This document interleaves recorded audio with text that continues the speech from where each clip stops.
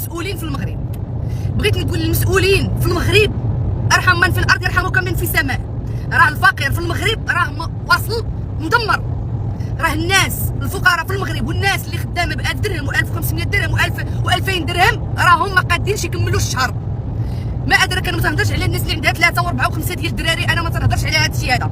انا تنهضر على الناس اللي تتخلص ب 1500 و1000 درهم و2000 درهم، راه ما بقاوش يقدروا يوصلوا عند الكزار، راه ما بقاوش يقدروا يوصلوا عند مول الدجاج، راه ما تيقدروش يمشيو يديروا التقضيه، راه الا مشيتي للمارشي تخلعي، راه الا مشيتي لعند الكزار تهربي، راه الا مشيتي عند مول الدجاج راه كارثه. انا ما عرفتش مساكن هاد الناس كي دايرين عايشين ومساكن وتيعطيونا ديك الضحكه الزوينه وساكتين وصابرين، ما عرفتش كيفاش دايرين ليا. اقسم بالله الجاليه المغربيه اللي هبطت من هنايا، تنهضر على الجاليه كاع اللي هبطت وهبطه الولاد الصغار اللي عندها 3 واللي عندها 4، راهم جاهم الغلا. راه الناس ما قدتش تكمل الفاكونس، راه بنادم اللي كان هود على شهرين وشهر ونص راه ما كملوش ورجع بحالو. المعيشه غاليه ما قدش. فين هو المغرب اللي كنا تنهبطوا ليه تنشبعوا غير خضره، تنشبعوا غير ديسير، تنشبعوا غير اللحم، تنشبعوا غير الدجاج؟ راه ما بقاش هذا الشيء، راه ولا الغلا. انا تنهضر على راسي، انا عندي غير ولد وجاني الغلا، انا غير راسي انا وولدي وجانا الغلا. يعني المعيشه غاليه.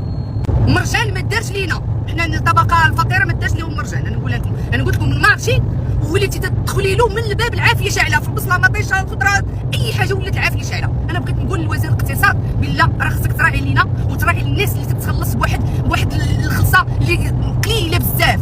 هذه من واحد الناحيه واحده اخرى واللي ضراتني في خاطري وهي اللي خلاتني ندير هذا الفيديو هذا هو الشباب د المغرب.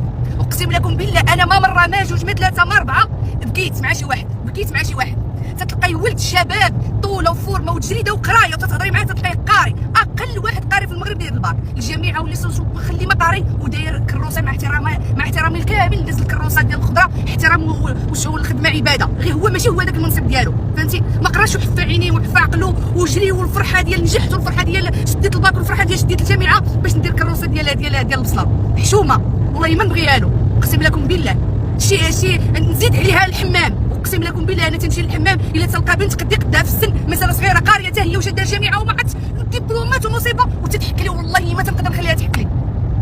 تنعطيها داك الشيء اللي قديت عليه وانا حشمانه منها.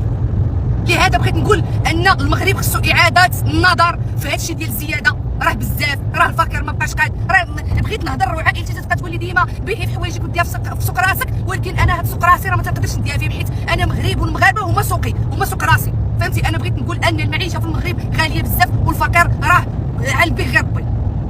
انا ما قادريش نسكت الا انا قاده اليوم نشري الحليب والفرماج والكونفيتير باش نفطر، راه واحد اخر اقسم لكم بالله ما قد يشري حتى سنيده وحبوبات.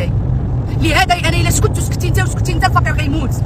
مع اننا دابا وليتي تشوفي في المغرب الناس موظفين وما قادينش على المعيشه، موظفين وتيبكيو، موظفين جادين 500 200 ريال في الشهر وتتبكي فاش تحسب لك المدارس وتحسب لك الولاد، تحسب لك الكراب، تحسب لك اللحم، شوفوا شحال ولا الدجاج، شحال الخضره، شحال راه ما بقاش. راه شنو نقول لكم؟ لا اله الا الله محمد رسول الله. انا بغيت صوتنا يوصل للمسؤولين، نقول لكم بالله يا المزيان سيدي المسؤول، راه الفقير راه تيشد 2000 درهم ولا 1500 ولا 3000 درهم راه ما قداش. ضرب حسابك وشوف الخضره بشحال دايره وشوف اللحم بشحال داير وشوف الدجاج بشحال داير وشوفوا امتى غادي يقدر ياكلوه وعنده 3 4 ديال الاولاد.